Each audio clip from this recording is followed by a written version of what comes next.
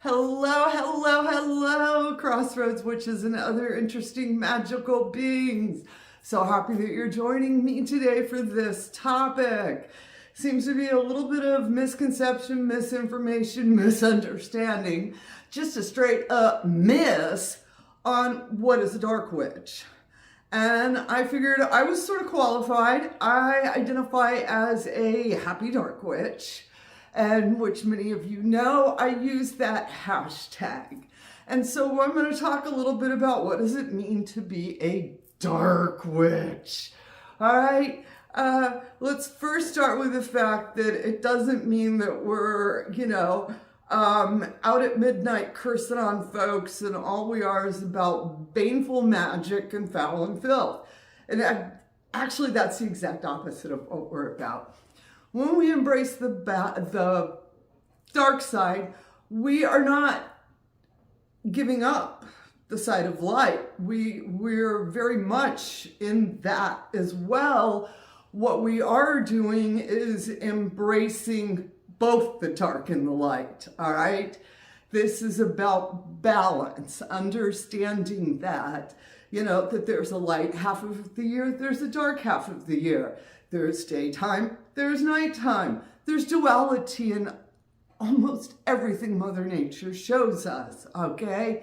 And when somebody identifies as a dark witch, and again, these are my opinions, y'all, but what we're saying is that we embrace the darkness alongside the light.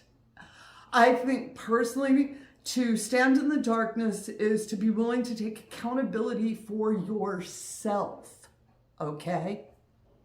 All right, this is embracing sometimes what people, the ugly that is really beautiful, the baneful magic that is healing magic. Again, that duality and embracing both.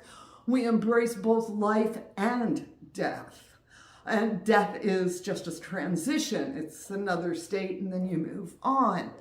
But the one thing dark witches aren't is running around doing baneful magic, which is not righteous, which is unjustified, all right? And for their own powerful gain of ego, I am a dark witch. All right, no, you ain't. That's what I'm saying. No, you ain't. All right?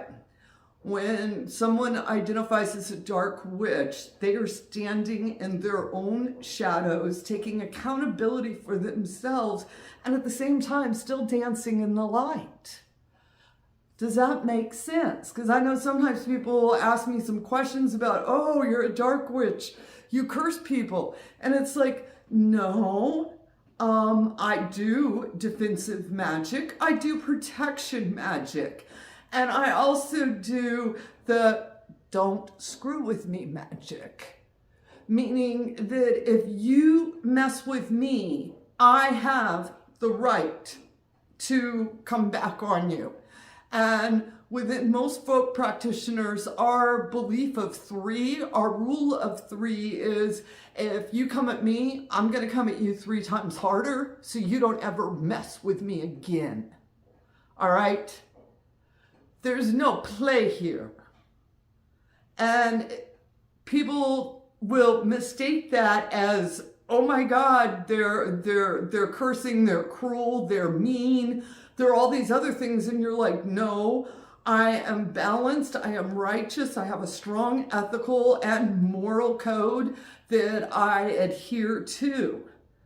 And part of my moral code, part of my moral guide, my ethical code is that I believe in the right to defend, I believe in the right to defer, and I believe in the right to stomp that shit down.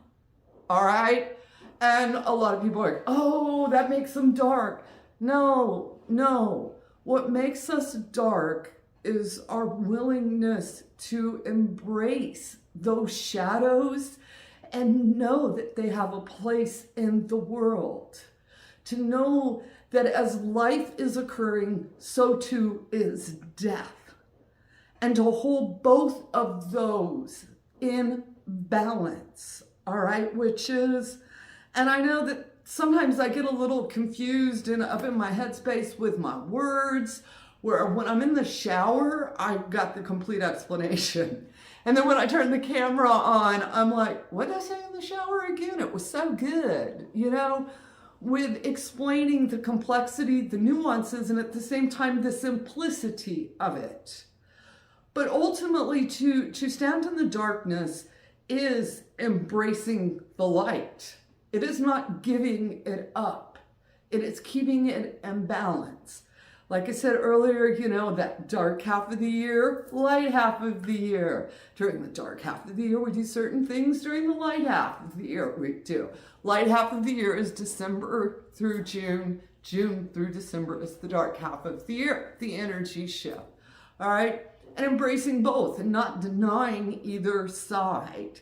Not denying the shadow sides. Not denying, you know, the things that go bump in the night, so to speak, and understanding they have a place in this universe. And I know I got really mushy on this, but some folks have been asking me, and I thought I would try and explain it a little better. I'm not sure if I did or didn't on it, but I hope it helps some. I'd like to hear your comments below, because I know I have some other dark witches out there and which have some really eloquent words. Please leave those in the comments, because other folks read them.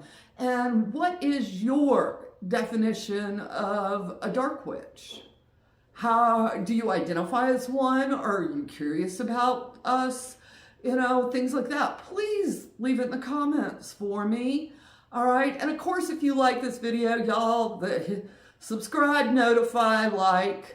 Pretty much the like. The like's a good one from what I'm understanding with it and everything. But I hope this sort of gets y'all thinking a little bit about the fact that a dark witchcraft is not evil, it's not mean, it's not cruel. It is about walking in balance with our eyes wide open and embracing all the universe has to offer. So I hope this helps inspire y'all just a little bit. And with that said, get out there, fly those brooms, have a bright, blessed day. And as always, amen, blessed be, ashe, and Bobo.